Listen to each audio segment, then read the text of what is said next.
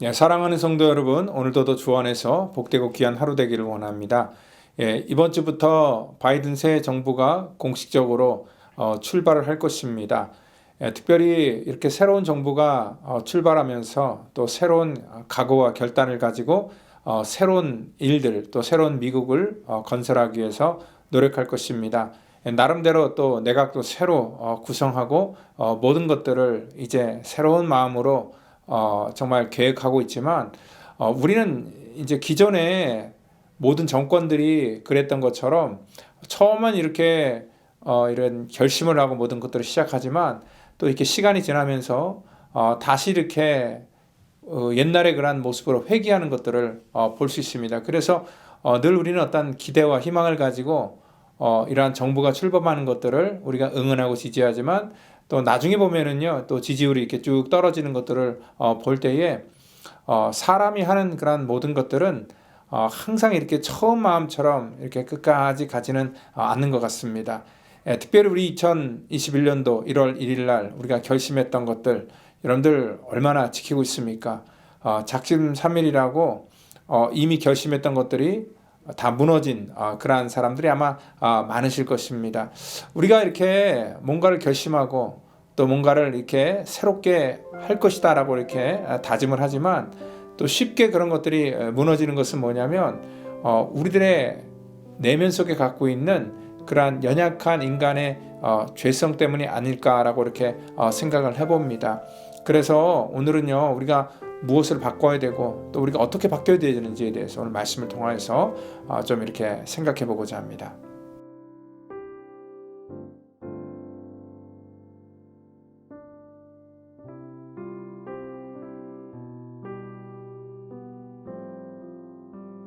여호와께서 이르시되 이스라엘아 내가 돌아오려거든 내게로 돌아오라. 내가 만일 나의 목전에서 가증한 것을 버리고 내가 흔들리지 아니하며 진실과 정의와 공의로 여호와의 삶을 두고 맹세하면 나라들이 나로 말미암아 스스로 복을 빌며 나로 말미암아 자랑하리라. 여호와께서 유다와 예루살렘 사람에게 이와 같이 이르노라. 너희 묵은 땅을 갈고 가시덤불에 파종하지 말라. 아멘. 예레미야의 전반적인 메시지를 보면은 회개에 대한 그러한 이 강력한 촉구를 하고 있지만 또한 그들의 삶 속에서 많은 것들을 개혁해야 될 그러한 내용들에 대해서 강조를 하고 있습니다. 특별히 예레미야서 3장 6절을 보면은 예레미야가 활동할 때가 요시야 왕 때라고 그렇게 말하고 있습니다.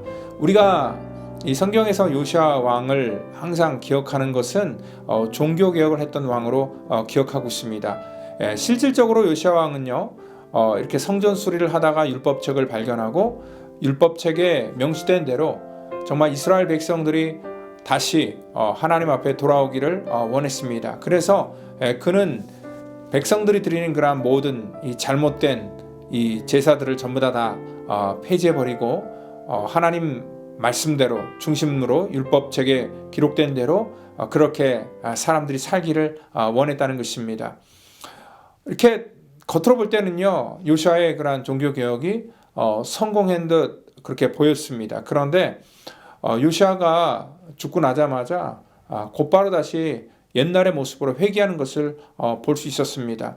이 종교 개혁이 겉으로 볼 때는 성공한 것 같지만 다시 개혁의 주체가 없어지고 난 다음에 다시 옛날로 회귀했던 이유는 뭐냐면 이러한 개혁을 할 때는 국민적인 어떠한 그런 공감대가 형성되어야 되고 또 국민적인 그런 의식들이 바뀌어져야 되고 그리고 또 이러한 영적인 부분들은 훨씬 더 민감한 문제이기 때문에 백성들 자체적으로 그들의 삶 속에서 깨닫고 경험한 그러한 것들이 이 세상의 분위기를 바꿔야 되는데 이 왕이 강압적으로 어떠한 그 정치적인 목적에서 그러한 것들을 했을 때 겉으로 드러날 때는 그런 것들이 된 것처럼 보일지 모르겠지만 다시 또 내면으로 들어가 보면은요, 그것이 참 그들의 일상생활에 뿌리를 내리기가 참 어렵다는 것을 우리는 이 요시아의 종교개혁을 통해서 알 수 있고, 또 우리들의 일상적인 그러한 지금 이 땅에서 삶을 통해서도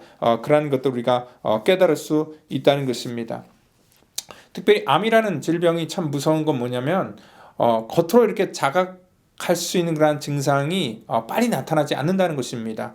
그러니까 몸이 아프다든지 그러면은 벌써 이미 그때 검진하면은 암이 말기로 접어들 때라는 것을 알 때에 참 무서운 건 뭐냐면 이 보이지 않지만 우리의 몸속에서 그것들이 어느 정도 서서히 자리를 잡아 나가면서 우리의 모든 그러한 이 보이지 않는 부분들을 이렇게 장악하고 있다는 것을 볼 때에 참 그것들은 이게 쉽지 않은 그러한 이 질병이라는 것을, 그러한 것들을 통해서 우리가 깨달을 수 있게 됩니다. 반면에 외상은요, 눈에 이렇게 딱 드러나는 상처는 또 나름대로 치료하기가 훨씬 더 수월합니다. 왜냐하면 눈에 보이기 때문에 그렇다는 것입니다. 지금 유다의 총체적인 문제가 그렇습니다. 이 겉으로 볼 때는 우리가 이 이웃나라의 위협이다라고 이렇게 생각할 수 있을지 모르겠지만, 또한 요시아 왕이 죽었기 때문에 위협이다라고 이렇게 생각할 수 있을지 모르겠지만, 유대의 가장 심각했던 그런 문제는 뭐냐면요, 오늘 여기 3절에 나와 있습니다. 여호와께서 유다와 예루살렘 사람에게 이와 같이 이르노라. 너희 묵은 땅을 갈고 가시덤불에 파종하지 말라. 그러니까 그들에게 있어서의 궁극적인 문제는 뭐냐면 이웃 나라의 그러한 이 공격이나 아니면 리더십의 부재가 아니라 실질적으로 그들의 삶 속에 하나님이 판단하실 때는 그들의 삶이 묵은 땅이 되었다는 것과 가시덤불에 파종했다는 그러한 그들의 이 삶의 그러한 이 일상적인 모습 속에 있었다는 것입니다. 여러분들, 묵은 땅이라는 게 과연 무엇입니까? 묵은 땅은요, 내버려둔 땅을 얘기합니다. 그러니까 그냥 내버려뒀다는 건 뭐냐면 하나님의 말씀이 있고 또 하나님께서 통치하는 땅이었는데 전혀 하나님의 말씀이 영향을 끼치지 못하는 그러한 땅이 되어버렸다는 것입니다. 이 묵은 땅, 특별히 농사할 때 여러분들 그 땅을 그냥 묵은 땅으로 내버려두면은 그 땅이 그 처음에 버려둘 때 그 모습 그대로 있는 것이 아닙니다. 누가 심지도 않았는데 거기에 가라지가 자라게 되고요. 땅이 굉장히 이렇게 황폐케 되는 것들을 알 수 있습니다. 그리고 땅이 굳어져서 그 다음 해가 돼도 그 땅에는 전혀 어떤 이 밭으로서의 어떤 기능을 못하는 것을 우리가 분명히 안다는 것입니다. 이 가시덤불만 존재하는 그러한 땅, 오늘 주님께서 유다 백성을 볼 때 바로 그들의 삶의 모습들이 그러했다는 것입니다. 하나님 앞에 택한 백성으로서 그들은 말씀 가운데 그렇게 뿌리를 내리고 그렇게 살았던 사람인데, 어느 순간에 하나님의 말씀이 그들 삶 속에 떠나게 될 때, 하나님의 영향이 삶 속에 미쳐지지 않을 때에 오늘 그들은요, 그들의 마음이 묵은 땅이 되어버렸다는 것입니다. 이제 더 이상 그 땅에는 어떠한 것도 심을 수도 없고 또한 어떠한 기대도 할 수 없는 그러한 묵은 땅, 가시덤불이 될 수밖에 없다는 것을 말씀하고 있습니다. 우리들의 신앙의 모습도 그런 것 같아요. 우리들의 신앙도 사실 우리의 마음 있잖아요. 이거 가만히 내버려 두면은 그냥 가만히 있는 것 같은데 그렇지 않습니다. 어느 순간에 우리의 마음이 굳어지기 시작하고요. 또 굳어진 곳에 누가 심었는지 모르겠지만 이 사단이 와서 금방 우리 마음속에 가라지를 뿌리고 가서 우리의 마음이 황폐케 된다는 것을 오늘 아마 저와 여러분들이 삶 속에서 익히 경험하여 제가 무슨 말씀을 드리려는지 아마 여러분들도 잘 알고 계실 것입니다. 우리가 이 믿음으로 날마다 우리의 밭을 기경하지 않으면요, 절대 이 마음은 하나님의 말씀이 뿌리를 내릴 수도 없고 자랄 수도 없는 그러한 곳이 된다는 거예요. 아무리 목사일지라도요, 이 목사도 그냥 갑자기 하나님의 말씀이 나오고 막 이렇게 설교하고 그런 것이 아니라, 목사도 여러분과 똑같습니다.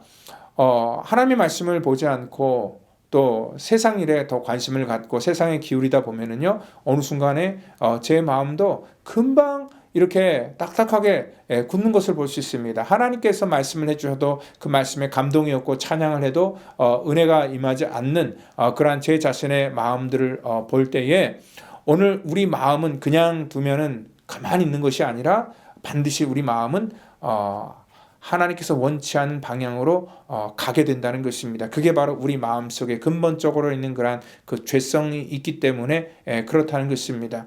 여러분들, 그렇기 때문에 하나님께서는 오늘 묵은 땅을 기경하라라고 이렇게 말씀을 하고 있어요. 제가 이 팬데믹이 계속 이제 길어지면서 가장 우려하는 부분이 바로 그러한 부분이라는 것입니다.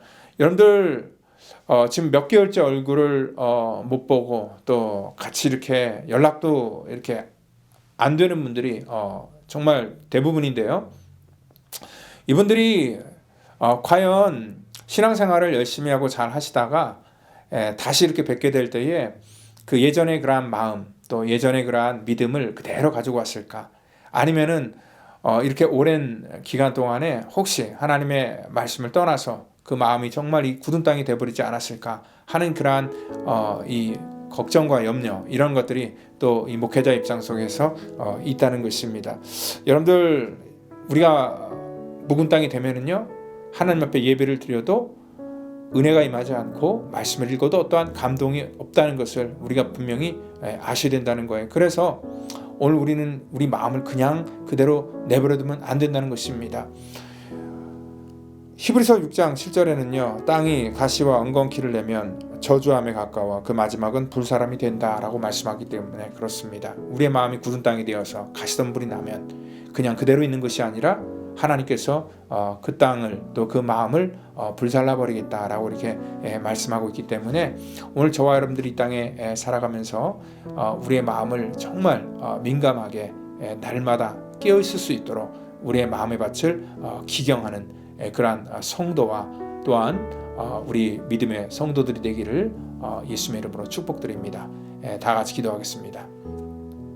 하나님, 이 땅에 살아가면서 정말 하루하루 이렇게 팬데믹이 길어질수록 우리 마음이 점점 굳어지고 또 하나님으로부터 정말 영적으로 민감해지지 못하는 것을 우리가 늘 이렇게 경험하고 하나님 느낄 수밖에 없습니다. 주님, 우리의 이러한 연약함을 주님께서 아시기에 오늘도 하나님, 이 새벽에 하나님께서 말씀으로 우리를 깨워주시고 정말 하나님의 말씀을 통하여서 하나님의 그런 마음을 조금이라도 매일매일 이해하고 깨닫는 그런 복된 시간들을 우리 가운데 허락해 주시기를 원합니다. 우리의 마음이 굳어지지 않기 위해서 날마다 이 마음밭을 갈기를 원하오니 주님께서 은혜로 우리의 마음을 하나님 갈아 엎어주셔서 정말 이제 팬데믹이 끝난 다음에는 좋은 마음밭으로 우리의 마음들이 바뀌어질 수 있도록 하나님 우리를 긍휼히 여기시고 축복해 주시옵소서. 모든 것 하나님 앞에 의탁하며 사랑이 많으신 예수님의 이름으로 감사하며 기도드립니다. 아멘.